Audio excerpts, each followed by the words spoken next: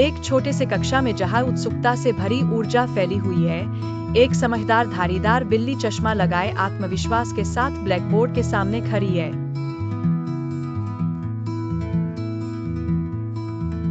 इस विद्वान बिल्ली को प्रोफेसर व्हिस्कर्स के नाम से जाना जाता है, जो बिल्ली समाज में अपनी बेजोड़ बुद्धिमत्ता और ज्ञान के लिए मशहूर है।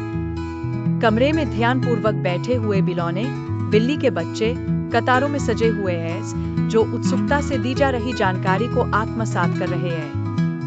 उनमें से कुछ अपने पंजों से नोट्स लिख रहे हैं, जबकि कुछ उत्साह से अपने पंजे उठाकर सवाल पूछ रहे हैं या जवाब दे रहे हैं। प्रोफेसर व्हिस्कर्स रौबदार अंदाज में उत्साही समूह को संबोधित करते हैं। आज वह शुरू करते हैं। हम लाल रोशनी को पकड़ने के रहस्यों में गहराई से उतरेंगे, एक ऐसी कला जिसे सदियों से तराशा गया है। जो इसे अच्छी तरह से सीख लेते हैं, वे दूर की हरकतों को उतनी ही सटीकता से भांप सकते हैं, जैसे हमारे पूर्वज चूहे की पूंछ के हिलने का इंतजार करते थे। बिलौनों ने सामूहिक रूप से हैरानी में सांस खींची, उनकी आंखें रोमांच से चौड़ी हो गईं। एक जिज्ञासु बिलौना, फ्लफी, अपना पंजा उठाती है। लेकिन प्रोफेसर, लाल रोशनी पकड़ना इतना महत्वपूर्ण क्यों है?